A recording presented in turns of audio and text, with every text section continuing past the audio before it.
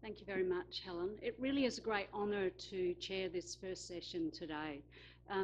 As on behalf of the Robinson Research Institute, we are really pleased that now the SA Vaccinology Update has become an annual event, and we're very pleased to contribute to hosting that because we think it is extremely important for underpinning public health in general. My particular interest is in pregnancy and early childhood, and we are now participating in we have a large pregnancy cohort where we're collaborating now with Helen and really trying to work out not only how does maternal vaccination affect infectious diseases in pregnant women, but how it might also have some off-target effects and improve pregnancy outcomes for both mother and babe. So it really is my great pleasure to chair this session and to introduce the first speaker. So if you've had a look at your program, you'll see that Professor Jonathan Karapetis has a veritable alphabet of letters after his name. But he is the director of the Telethon Kids Institute in Perth. He's also a professor at University of Western Australia, and he's a consultant paediatrician at Princess Margaret Hospital. His research interests include a number of different infectious diseases, many of which, as you will be aware, are vaccine preventable. And so we're very pleased to have Jonathan give the first talk of the first session on progress and priorities in immunising Indigenous children. Thank you. Thank you very much. Fantastic to be here, and what an incredible turnout. You attract a crowd, Helen. I'm very impressed. It's a shame Jack's gone because I've heard a lot of welcome to countries, but that was one of the best. I think you'll all agree. Insightful, entertaining, tweeting at the zoo. I mean, what a great comment. And so I do want to acknowledge the traditional owners of this land and to acknowledge their elders, past, present and future, any Indigenous people in the audience, and recognise that particularly for this topic, we can't do the sorts of things we need to do unless it's a real partnership with Aboriginal and Torres Strait Islander people. But I also thought it would be a useful thing, given that Jack told us a bit about his own history and his own people, for us to do the same today. So I'm an Adelaide boy. My people are from the Port Pirie region. I was born in Pirie. So I think about half of the Greek population of Adelaide are Karapetises, from what I can see. And if you want a good time on Christmas Day, come to the Karapetis Christmas Do. Anyone's welcome. It's always good fun. There's lots of things going around on spits. And my mother's family are Welsh and came out here. In fact, my grandfather was one of the architects of the town of Woomera. I remember him showing me a picture just before he died of cancer of all the people who were involved in building that town and how he was not the last one standing because everyone else had died of cancer. So there's some interesting histories in South Australia. There's also some interesting events in South Australia happening this weekend, including football. And I'm pleased to tell you that, that my team that I barrack for is playing this weekend. That's Sturt, in case... So I grew up supporting Sturt during the golden era, which was before most of you were born. And look, it's always good fun to come back here. And yes, Helen did tell me I couldn't talk about Group A strep and rheumatic heart disease. She wanted me to talk about other things. So, but I'm very happy to take questions about Group A strep and rheumatic heart disease. Let me tell you about what I know about immunising Indigenous kids. And as you'll see there, I've invited a couple of co-authors. Paul Leffler, who many of you will know runs the Communicable Disease Control Directorate for the Western Australian Department of Health in Western Australia. And of course, Tom Snelling, related to but not the same as your now ex-Health Minister, who runs our Wesfarmers Centre for Vaccines and Infectious Diseases, and who 4 years ago spoke at this meeting on Indigenous kids immunisation, and I've stolen a few of his slides. Let me begin with a shameless plug for my institute. This is the Telethon Kids Institute in Perth. We have about 500 staff and students, and we have a range of different topics. Let's see if does this arrow work? Can you see the arrow? No. Okay, I'll just have to sort of point things out to you. So we have Aboriginal health, brain and behaviour, chronic and severe diseases, early environment. These are our overarching themes. Basically, we do anything and everything related to child health. And if you come to see us, you'll see in this year, this will be the building you'll come to on the left. That's our current facility in Subiaco. But by next year, we will be moving into the building on the right, which is the new Perth Children's Hospital. I believe you've got a hospital with teething problems in this state. We should have a bit of a competition, because this hospital was due to open 2 years ago and hasn't, because there's lead in the water.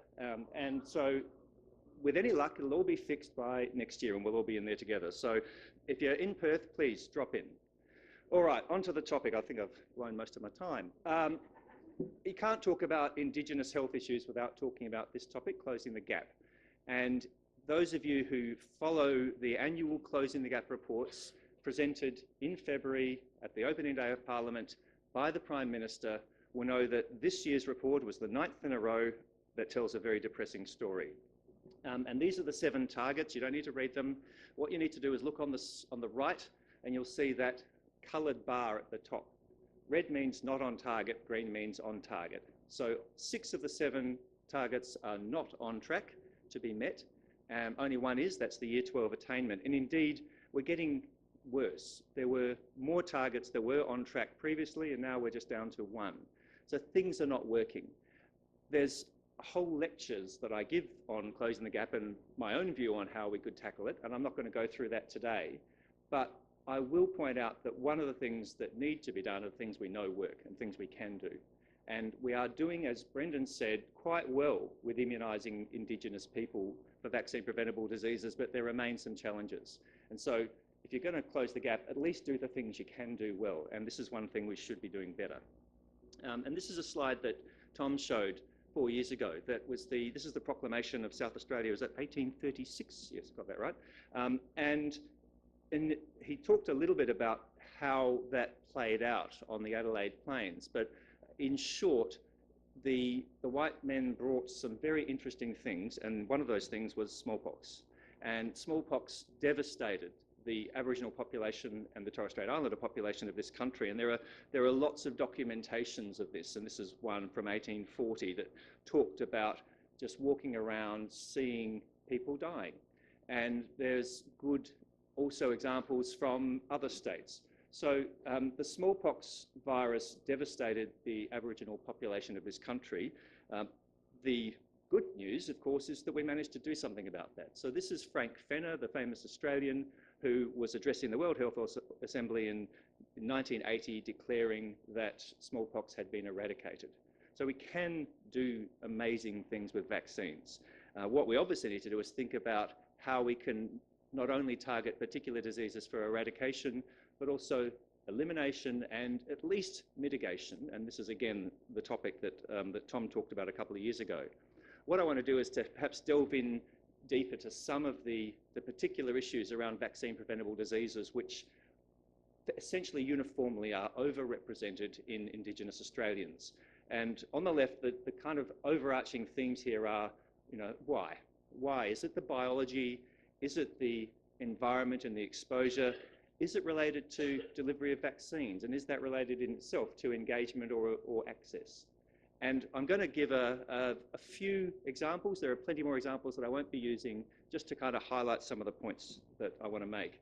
But the critical point also is that you need data. And a lot of the data that we do have to give talks like this comes from this update that was published in 2013 from the National Centre for Immunisation Research and Surveillance. It's fantastic. This stuff is like gold.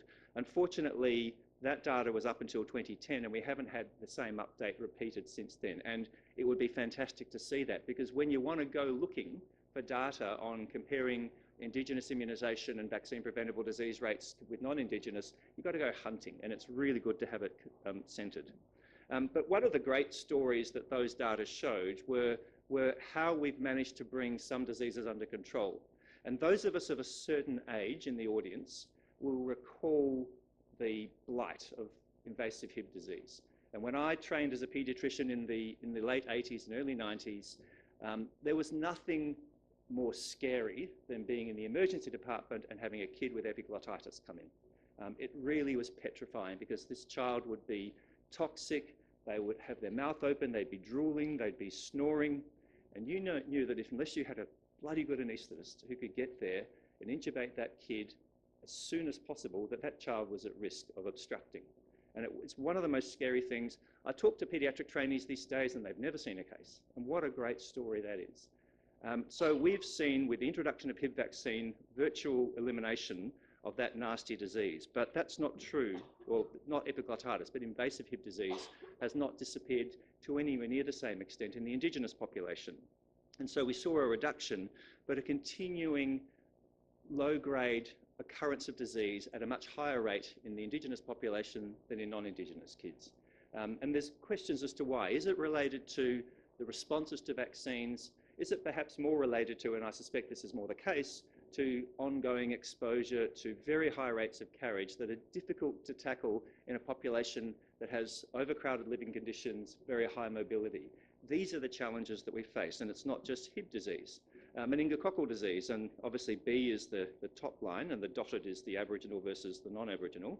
And during the course of these data, of course, B was not a vaccine-preventable disease, but C below, it still has ongoing higher rates in the Indigenous kids than the non-Indigenous kids. And so we need to understand how we can really make sure that vaccines for Indigenous people lead to the same impact as they do for non-Indigenous people. Of course, there's a very long and not very proud history around the world of infectious diseases affecting Indigenous populations more than non-Indigenous populations. And these are data from the 1918 flu epidemic. You probably can't read all the different countries, but there's multiple countries, and the same story of the mortality from the 1918 flu epidemic being much higher in Indigenous people than in non-Indigenous people. And if you go to 2009, the story is the same. Again, this is from a number of different countries, showing that even in the 2009 epidemic, the hospitalization rates, the death rates around the world were much higher in Indigenous people than in non-Indigenous people. And the story is the same in Australia. So this is the laboratory confirmed flu data from Australia during that 2009 epidemic at each age group, with Indigenous people in the yellow and non-Indigenous in the red, and the rate ratio at the top. And that just shows you that, again, this is hospitalization data, that Indigenous people at all ages suffered influenza at much higher rates than non-Indigenous people. And what's also quite interesting is the severity of the disease. Brendan talked about the importance of maternal vaccination, and we're going to hear from two experts about that after me. And no doubting how critical it is and how important it is that we get pregnant women immunised against the flu. But let's not forget also that there's other populations at very high risk. And if you look at the data from 2009 for hospitalisation and ICU admission, the rates were the same for Indigenous people overall. If you were Indigenous, your chance of being hospitalised with flu, of having an ICU admission with flu, was the same as that is if you were pregnant. And indeed, the death rate was even higher. So we need to recognise that there are risk groups that need to be targeted with immunisation to prevent vaccine-preventable diseases, complications and death, and one of those risk groups are Indigenous people. So Indigenous Australians remain at increased risk of both flu morbidity and mortality across all age groups, whether it's pandemic or seasonal, and across all geographic regions. And the big question is why? Well, we know that attack rates are higher. So this was data from the Northern Territory from a sero survey, again in 2009, showing that Indigenous Australians, if you just did serological surveys, had a 1.8 time higher chance of being infected with flu, whether or not they got sick, than non-Indigenous Australians. But then if you look at the data in terms of confirmed flu and in terms of hospitalisation, so getting sick and then getting hospitalised, so getting severe disease, then the rate ratios steadily increase. So Indigenous Australians not only got the disease more often, they also got sicker with it. If you did get flu, you had a much higher chance of getting hospitalised than if you were a non-Indigenous Australian. Why? Again, we wonder whether how much of this relates to comorbidities. So there are good data showing that comorbidity rates are much higher in Indigenous Australians, but it doesn't seem that this entirely explains the difference in the increased complication rates from influenza. And we talked a bit about and Brendan mentioned the influenza immunisation rates, which are still a challenge, especially in the Indigenous population. Let's move on to pneumococcus. Again, another story of a disease that we have vaccines for that have worked incredibly well in the non-Indigenous population and nowhere near as well in the Indigenous population. So these are the rates 2005 to 2014. The dotted line is the Indigenous rate, and the solid red line at the bottom is the non-Indigenous rate. And you'll see that one's higher than the other. We haven't brought this disease under control anywhere near as much as we should have. Well, there's some new data. These are unpublished. They're being prepared. Chris Blythe and Sanjay Jayasinghe have been looking at the national data from 2002 to 2014. This is really interesting. The top right is it's just a little insert to show you the rates in non-Indigenous Australians in 3 time periods. And I just put that there for a reference point. So the solid line is most recent, then the big dotted line, and then the small dotted line. Just to show you the classic U-shaped curve of invasive pneumococcal disease rates in Indigenous Australians, and that's a classic one everywhere. And you'll see that obviously the early time point was just as we were introducing conjugate pneumococcal vaccine in kids, and so we saw dramatic reductions in the rates in the under 5s. Well, if you look at the Indigenous Australian data for the very same time period using the same keys, it's a pretty different story. So firstly, the shape of the curve is very different. Yes, we see the peak in the young kids and in the elderly, but there's also that steady rise that occurs at a much younger age. So young adults, 20s, 30s, 40s, and when they're Aboriginal, are getting invasive pneumococcal disease at much higher rates if you're Indigenous than if you're non-Indigenous. But even more concerning is what's happening with those bars. So again, the solid bar is the most recent data, and that's from 2011 to 2014, so these are very current data. And you'll see that the only group in whom the rates are continuing to reduce, as you would hope they would, with effectiveness of vaccines, are in the under 5s. So we have seen a reduction from somewhere like 64, I think, to 51 per 100,000 per year. So that's a reduction, not exactly dramatic, nowhere near as dramatic as we saw in the non-Indigenous population, but we have seen a reduction. But in every other age group, the rates are getting higher. So invasive pneumococcal disease is becoming more of a problem despite ongoing active immunisation programs. And that's a scary situation.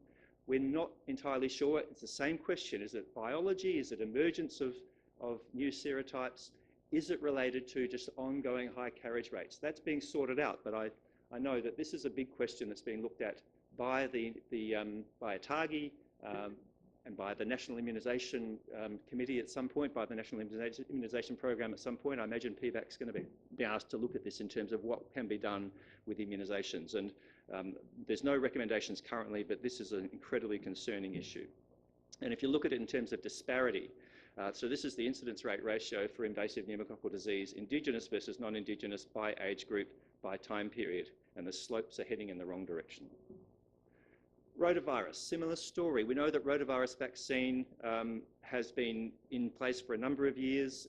RV1 is the one that we're going to on a nationally, that's the Rotarix vaccine, and that the efficacy against hospitalised rotavirus disease ranges between 75 and 95% in affluent settings. In developing settings, the efficacy is uniformly lower, 50 to 70%, and also that the duration of protection appears to be not as long. And the same is true in Australia, and this is Tom Snelling's data showing that the vaccine effectiveness against a range of strains varies dramatically, and indeed for some of them is as low as 19%. And if you look at this is the Northern Territory data showing when RV1 vaccine was introduced. And it's broken down by region, but the purple is the whole of the NT. And I guess it's not what you'd like to see. I mean, there's a reduction. There's no doubt that there is a reduction. But we are still seeing ongoing rates of rotavirus notified disease at a much higher rate than you would hope after a universal vaccine program has been introduced. And there's a lot of reasons why rotavirus vaccine might have a poorer vaccine efficacy in developing populations and also in the Indigenous population. Maternal antibodies probably contribute to reduced efficacy of that first dose. But there's also this question about environmental enteropathy. You've got an oral vaccine. If it's going to work in the gut, what else is happening in the gut that might stop that vaccine replicating, inducing an immune response? Is it the other bugs there? Is it gut microbiome? Is there a genetic factor? not entirely convincing, but there may be some component to that. Is it related to cross-protection, and that as new strains come in, that we're seeing emerging diversity of those rotavirus strains, and so the vaccine strain is not as protective against other strains as we'd hoped? And these are some recent data from the Northern Territory CDC that were presented this year. And there are 3 outbreaks there, all with the same type of rotavirus, G2P4. I won't go through the outbreaks in detail, but a really interesting point is at the bottom, and that is the average or the median age of the cases. These are cases who are just as sick as each other, but they've gone from a median age of 9 months to 12 months to 16 months. So we're seeing that rotavirus disease, still quite severe, is becoming an older disease. And is this related to, again, this waning of protection, the inadequacy of those early doses? And as a result, Tom's leading a study right now looking at a 3rd dose of the Rotarix vaccine given 6 to 11 months. And that trial is about to begin in the Northern Territory. I do want to talk a little bit about mumps. Mumps is a disease that, again, as an infectious disease physician, you get asked about from time to time. No big deal, we've got a vaccine. Well, these are the data from the mumps notifications in Western Australia from 93 to 2017. And in 2007, 2008, we had an outbreak, and there's a couple of hundred cases were affected. And then over the last 2 years, we've seen this, an extraordinary outbreak that's happened in Western Australia. Now, we know also that there have been cases that have occurred in South Australia, in Northern Territory, I think even more recently in Queensland. So this is not just a WA problem, but the size of the outbreak has been extraordinary. And we'll just play this. Maybe I can play it. This is a video, if it works. Yes, there we go. Just showing the emergence of the outbreak in Western Australia, beginning up in the north, then cases popping down in Perth and in Kalgoorlie and Geraldton, and then the dots are getting bigger, up particularly in the remote areas in Perth and then in Kalgoorlie and Geraldton, but scattered throughout. So it really is a nice description of how the cases have been spreading over time. And this is a more classic picture that you'll be familiar with, the epidemic curve, just showing an 18-month period of ongoing mumps transmission, and this is clinical disease. That particularly occurred in the Kimberley, but did also spread throughout the state. And what's really interesting, the age distribution, the peak age group was the 15 to 19-year-olds. This is almost exclusively in Aboriginal people. And look at this. They were almost all immunised. They'd almost all had 2 doses of vaccine. You'd think that should protect you. So most of these cases, 900 cases, got mumps, and there will be complications, particularly in terms of sterility for some of these people, and most of them had been immunised. And there's a lot of questions as to why did this vaccine that most of these people got not protect them from mumps disease? Well, we're not sure. There's this question about whether or not there's waning immunity, and there are good data on this. There's an outbreak in England that looked at duration since the last dose of vaccine, and basically you had increasing age, increasing time since last vaccine, and there was decreasing effectiveness of the vaccine. The same was seen in France. And indeed, if you look at this outbreak, the time since their 2nd dose, obviously, once you got to more than 8 years since your 2nd dose, the vaccine effectiveness seemed to be the lowest. And so waning immunity is certainly a possibility, but there are a whole lot of other aspects here, and we're not entirely sure. So there is work going on around just how immunologically protected those cases were compared to controls. We think there is a contribution of waning vaccine-induced immunity, but why is it just that it was an Aboriginal issue? Why didn't everybody get exposed to this? So almost certainly there's something to do with the demographics of the Aboriginal population. So there's not a lot of data that suggests that Aboriginal people are peculiarly likely to have waning immunity. There are some data, so there's probably some biology to it. But also, if you think about the chance of being exposed, it's related to household crowding and high mobility of the population. And that's really thought to be it's really this kind of concept of a perfect storm that led to this mumps outbreak, that led to sustained transmission for 18 months.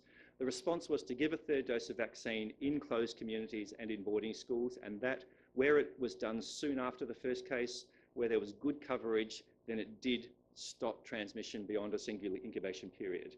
But there's not currently a plan to have a routine 3rd dose, it's thought that probably we need to be acting early in outbreaks. But this is an ongoing question. And again, if you'd asked me a few years ago, would we have an outbreak of 900 mumps cases in people who are fully immunised, I'd have said, you've got to be joking. So there are some issues around the biology, but there are many issues that I want to finish with around vaccine delivery. And this is really, you know, I'm interested in the biological questions. I'm interested as to whether we can come up with better vaccines and have a better schedule.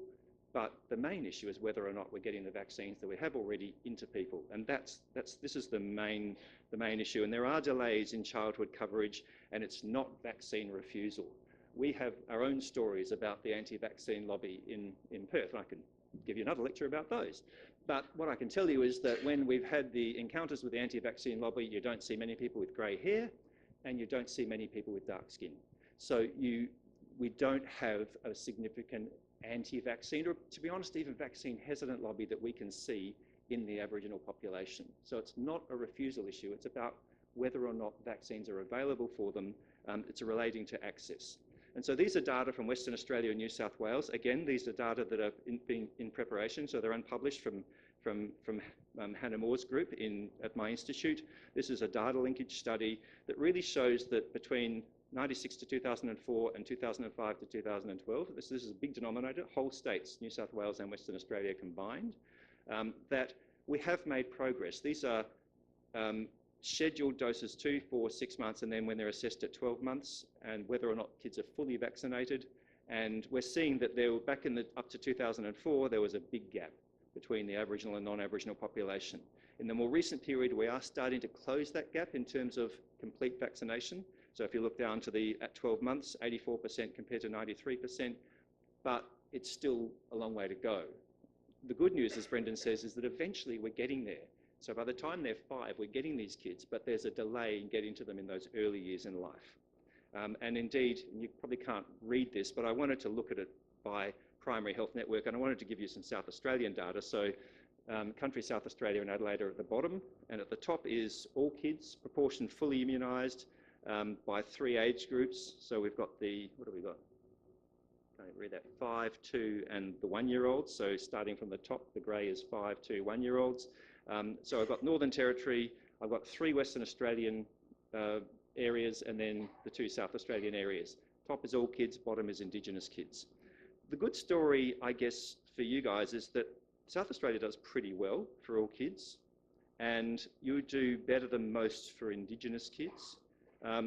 We are doing overall pretty well at 12 months for Aboriginal kids. So if you look at Northern Territory, Country WA, South Australian data, the Aboriginal kids actually do better than the non-Aboriginal kids in that first 12 months.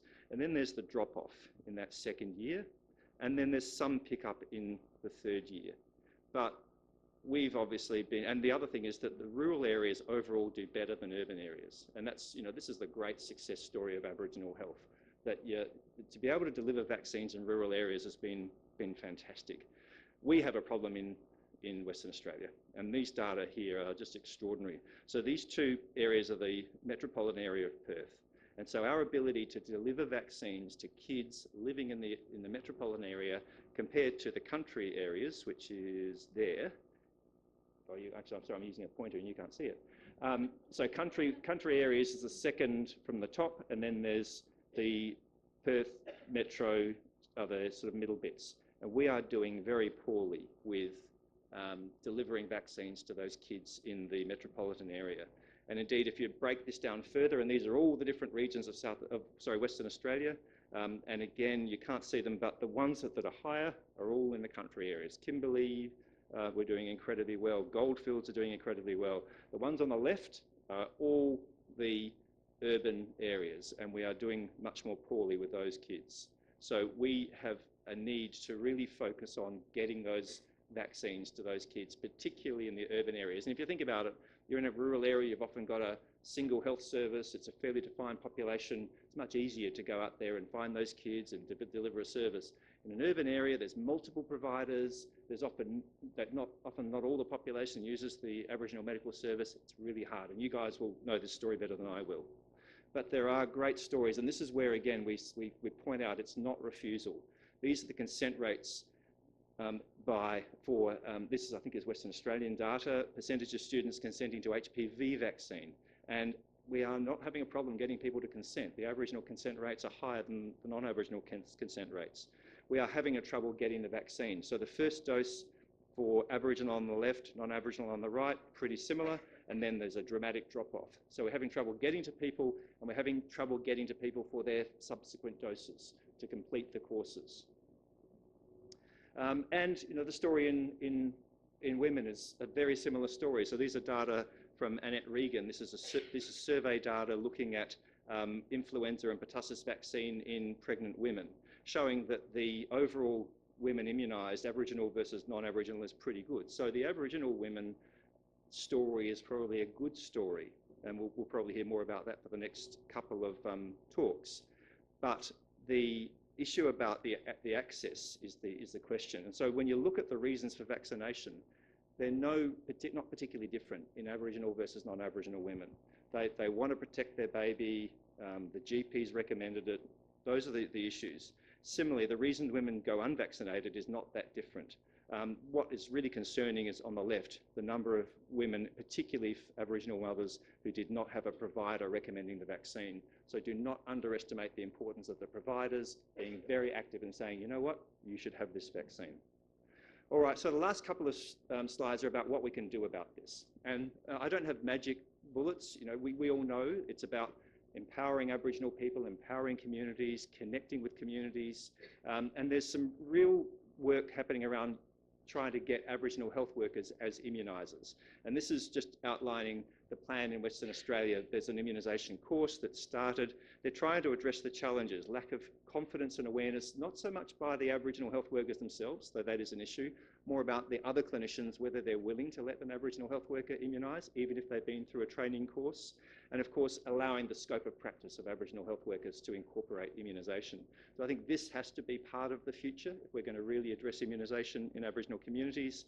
And then this is a recent publication from New South Wales, looking at what they're calling a pre-call strategy, where they've brought in Aboriginal immunisation workers, I think they've called them, who connect with Aboriginal people, whether they're parents or whether they're mothers or adults, in the period leading up to a scheduled vaccine. They make a phone call, they talk them through the importance of making sure this vaccine is delivered. And the data are pretty impressive. So there's 3 periods here: the pre-intervention, the pilot and the full program. These are data showing the whole of New South Wales in red, and the particular Hunter region where this program occurred in blue, showing that when the full program was rolled out, they went from the Hunter Aboriginal immunisation rates being worse than all of New South Wales to being much better than all of New South Wales. Again, innovative strategies that are not rocket science. It's about engaging Aboriginal people in a much more culturally secure way in the immunisation delivery system. So I think gaps in vaccine preventable diseases should be able to be closed much more than they can. There are issues around the biology, and we still need to deal with those, but most of the issues, I think, are around delivery. And like I say, the problem's not refusal, it's about access and delivery methods. And we need novel approaches, and especially for urban Aboriginal people, we need to use local practitioners, and particularly Aboriginal health practitioners, much more effectively. We need to look at other engagement mechanisms, such as that pre-call one I just talked about from the Hunter. So that's really, it's not all that exciting in terms of methodologies and messages. It's really fairly basic stuff, engaging Aboriginal people in their own care. I do want to acknowledge a whole lot of people, because what you might have noticed is that not one of the slides I presented today was mine. So I stole a lot. Obviously, Tom and Paul were my co-authors, but there are a whole lot of people: Chris Blythe, Annette Regan, Bianca Middleton, Darren Westphal, Hannah Moore, Parveen Fatima, Sanjay Jayasinghe, Dale Caccione, Chloe Thompson, Patrick Cashman, Avram Levy, who did that video, Vicky Krause, Heather Cook, were just some of the people who contributed. There's a lot of people working in this area. Very keen to hear what's happening in South Australia, but we've got to close the gap somehow. Let's do things that we know can work. Thank you very much.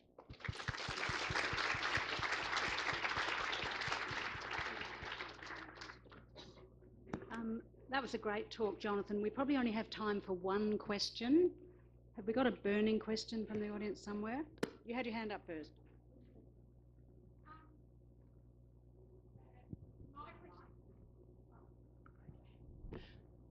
quite sure how to address this, but this is looking at the big picture, and you're talking about Indigenous. I just wonder when the medical services, the health centres, start to actually address the social determinants of health, we're not going to make a lot of progress. And I just wonder how best to embed that in the health services that are delivering out remote, because we know that behavioural change is much, well, if we can address the social determinants much more, we're going to have much healthier people. And I know it's not a politically savvy topic, and I know that it's not strictly medical, but until you change the delivery of your health service to focus in that area, you know, we are not going to have big changes in closing the gap. So thank you for that. And you guys don't need to talk, because I'll just spend the next hour talking about this topic. It's an incredibly important topic, and it's kind of what I alluded to around the other lecture I could give around closing the gap, which is really getting to precisely your point.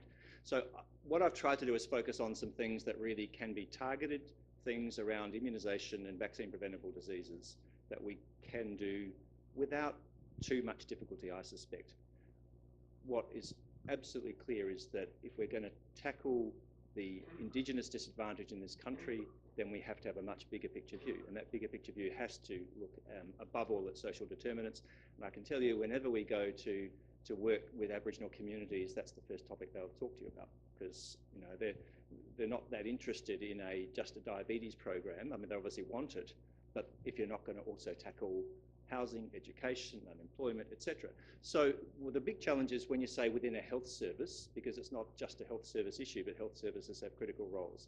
And we've got some really interesting ideas about how you could use a primordial and primary prevention approach much more effectively, including health services, including links between the health services and the community. And this is where community workers, community navigators, I think that's where the big investments have to be.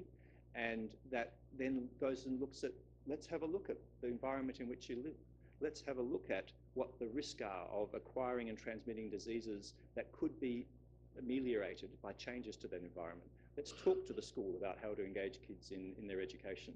So it's a big issue. What we have to get away from is to just say, well, we've got to fix housing by invest billions and billions of dollars in it, because let's face it, that's not going to get traction. So we need much more practical solutions that engage Aboriginal people. So I don't think that I'm proposing that a targeted immunisation, vaccine preventable disease strategy is the answer to closing the gap, by no means. It's something we can do. There's a whole lot more, and I'll come back next year and give you a lecture on that one.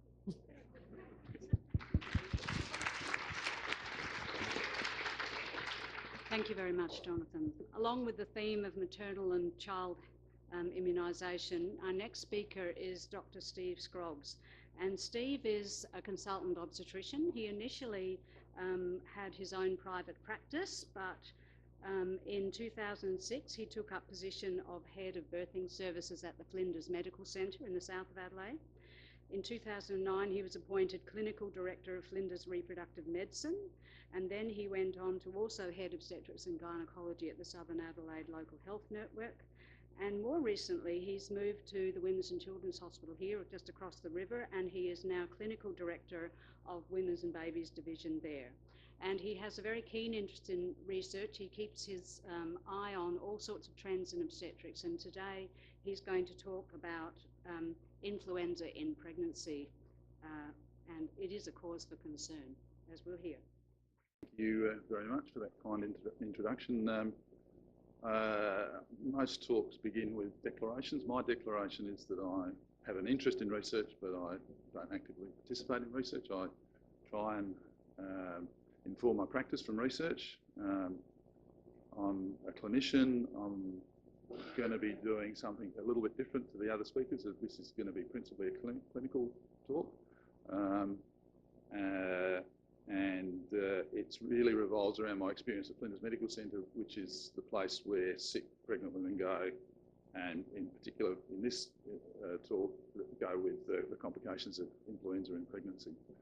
And so I see this talk as more like Don Pike's halftime address this evening, where he's going to be giving inspirational words to the team to get on and go forward. So my other declaration is that there is some data in my talk, but I stole it all from Professor Rosalie Gribble. I really want to talk about why I've been asked to give the talk, and that's about what the risks of influenza are in pregnancy, and Professor Karapetis alluded to that. Then a bit of why is it so, questioning what's going on, and then the sorts of things that as a clinician I need to do for the women who either have flu vax and still get influenza, or get influenza without being vaccinated. So, as we've already seen, pregnant women are at increased risk of infection and increased risk of severe infection. I'm going to talk a little bit about some of the anatomical and physiological changes that happen in pregnancy that make that more of a problem. We've already heard about the influenza pandemics, and the mortality rate for pregnant women in those pandemics was enormous, up to 45%. In the modern era, pregnant women are well and truly overrepresented in ICU admissions. They have more hospitalisation, they spend longer in hospital. There's significant fetal loss for those women, and there's maternal deaths. And there are comorbidities that increase the risk of that happening, and sadly the only maternal death from flu in the last 10 years in pregnancy at Flinders was in an Aboriginal woman who had very significant comorbidities as well as the risks associated with being Aboriginal.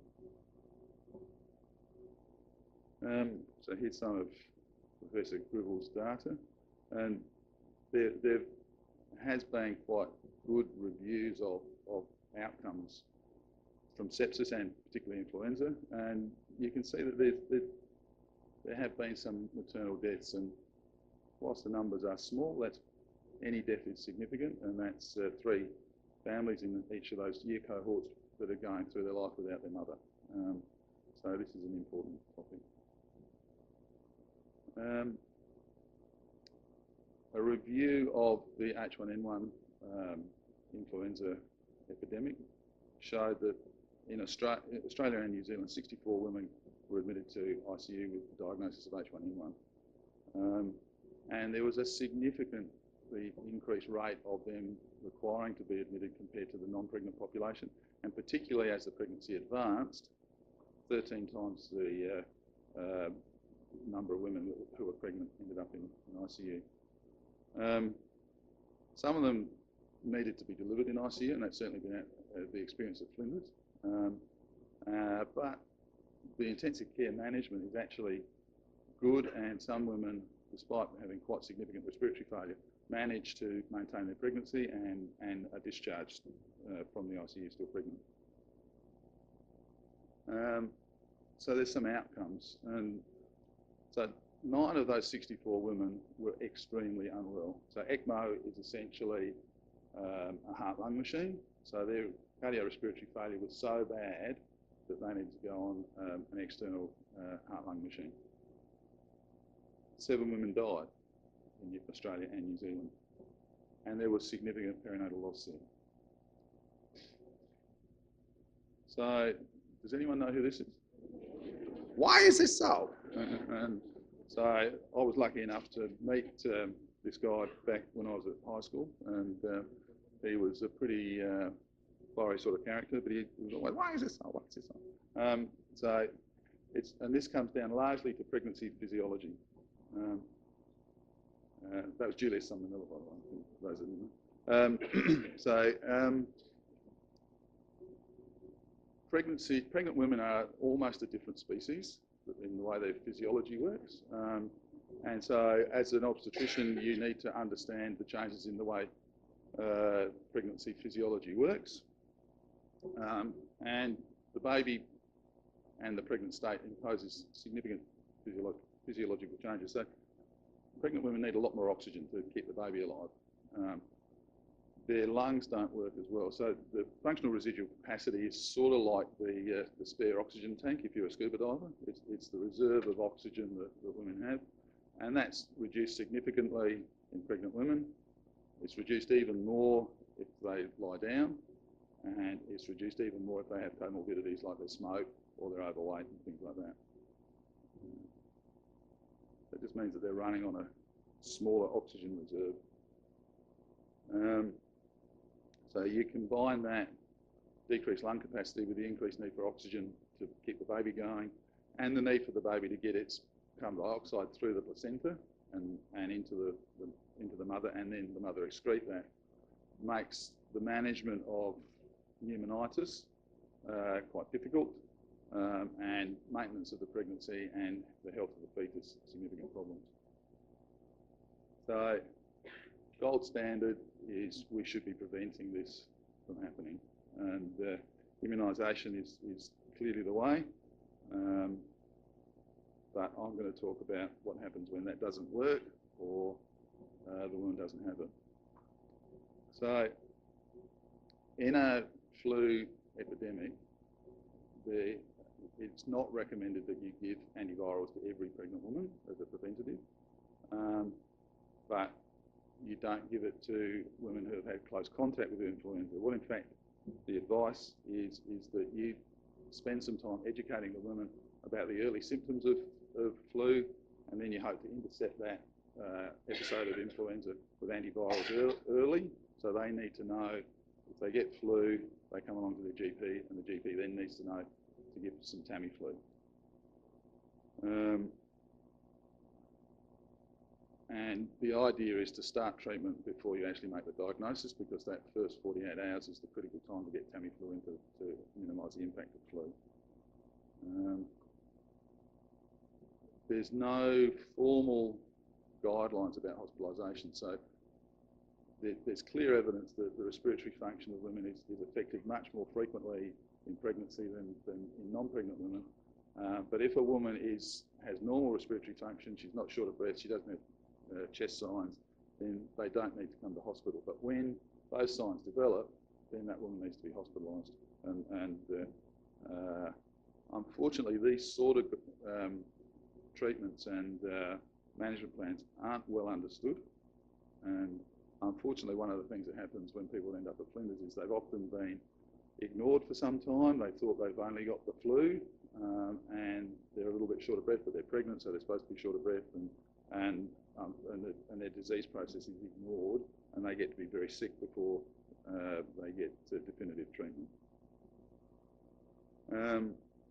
So it becomes initially a clinical diagnosis, but you also need to take the correct diagnostic specimens of nasopharyngeal aspirates and washings, and then start Tamiflu as a preventative and a treatment modality, and it needs to start as soon as possible.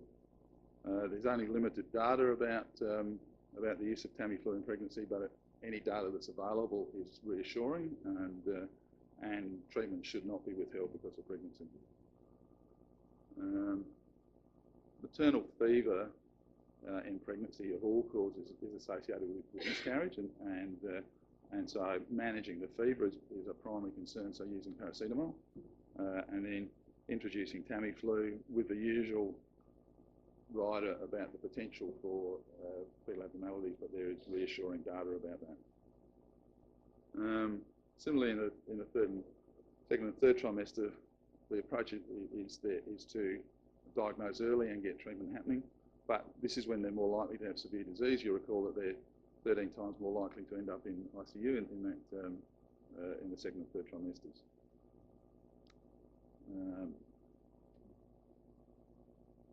Once the woman's getting to term, if she has flu, there's no particular reason to expedite delivery and induce the woman just because she has flu. But she needs to start thinking about preventative measures for her baby, and be careful about droplet contact and that sort of thing. And of course, our staff need to be aware of their own well-being. We get on to the really sick patients. We're getting into a medical emergency here. these patients quite often have quite significant respiratory problems and are often getting to the end of their ability to manage their respiratory difficulties. So they're becoming fatigued, they're working really hard to breathe, that extra work of breathing fatigues them ultimately, and at some point they're just going to be too exhausted to keep going, and that's when they start crashing, and that's when they need to be in hospital and they need to be in an intensive care environment so they can have supported respiration. Again, making a diagnosis is really important. And there's various things that the intensive care unit has got to remember because they've got a pregnant woman. There's correct positioning of the woman to facilitate placental perfusion.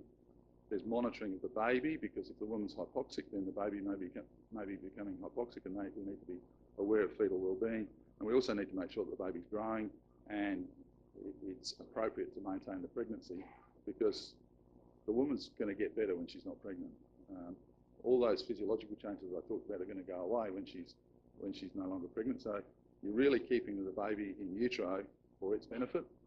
If it's struggling because of the hypoxia or it's not growing properly, then you may as well deliver the baby. We've had several patients that have been in ICU with ECMO machines at their end of their bed, waiting for them to go that next step worse to go on the heart-lung machine. Hasn't had to happen yet. It's more of an issue in pregnancy because of the need to anticoagulate them and to get vascular access because of the pregnancy. But it has been used with some success.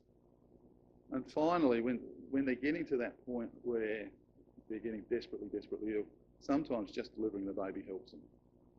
Their respiratory reserve improves, their oxygen requirement improves, and sometimes they just completely turn the corner once the baby's delivered. So a rescue caesarean section to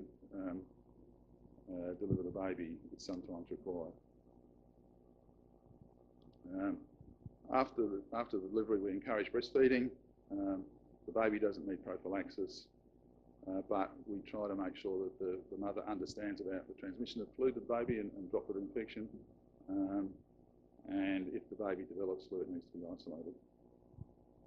So that's a brief summary of the management of a pregnant woman who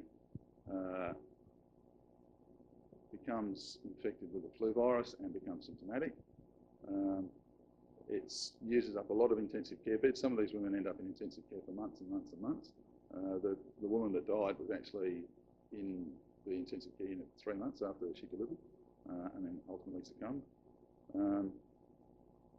The disease can be really, really severe, and vaccination is the preventative measure. If that's unsuccessful, then early use of antivirals and educating obstetricians, GPs about the use of these sort of things. And then if the woman becomes really sick, getting her to a centre that can actually deal with the complications. Any questions?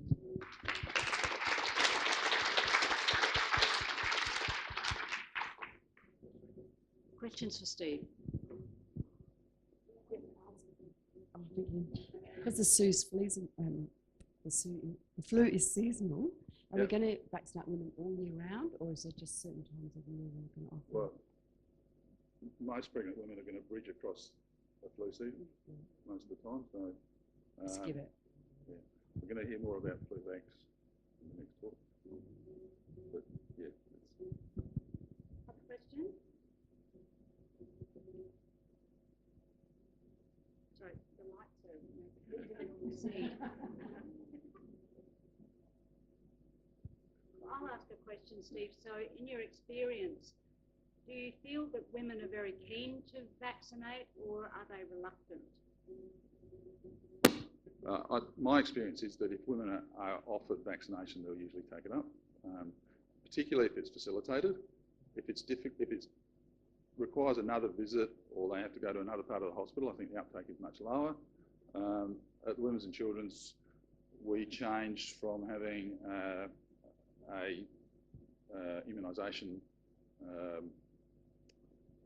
service in another part of the hospital. When we moved it back into the antenatal clinic, the uptake was much greater. And I think you need to make it easy, and you need to have a good spiel to make sure that the women understand what the need is, and that's sort of part of my half-time talk is to encourage you to go back out in the second half and really get into it. But yeah, if women know about it, and it's easy for them, they'll take it up. My experience. And in terms of obstetricians, obviously flu and pertussis vaccination are in the guidelines, Yep. but is it really out there amongst the obstetric community, perhaps in the private sector where they're harder to get to? I think it goes down to that availability. The private obstetricians won't have the flu vax on site often, and so they're saying go to your GP, it's another visit, and I think there are all sorts of reasons and excuses for the poor uptake, but I think we need to work out ways of optimising it, because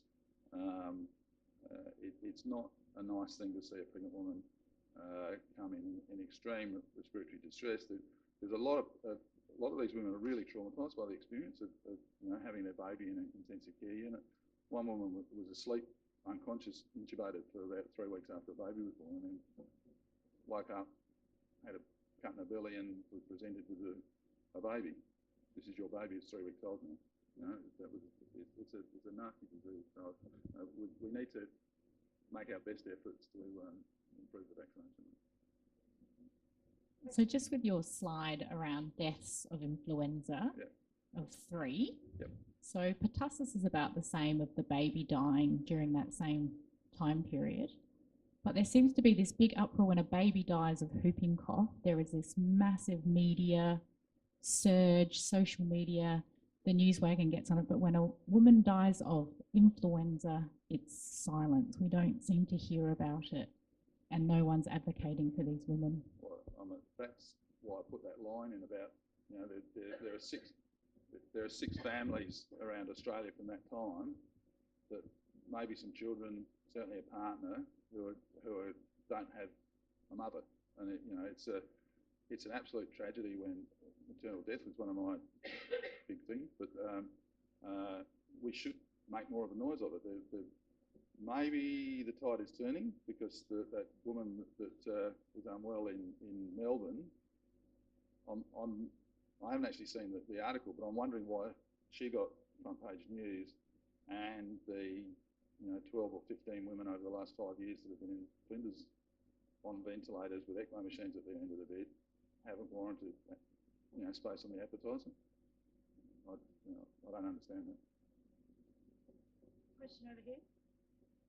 Hi, I know that the flu vaccine in pregnancy is safe and effective, but there seems to be a lot of concern about side effects to the vaccine in pregnant women. In your experience, are you aware of any of that? I certainly haven't seen any women with significant side effects. If you've had flu vax yourself, you know that your arm gets sore and you can feel a little bit unwell, but nothing more than that. And maybe we'll hear about that, or we'll talk about that after the next week. Are there any other questions for Steve? The lights make it impossible to see. I know there are people out there, but... Okay, well, no more questions. Thanks very much.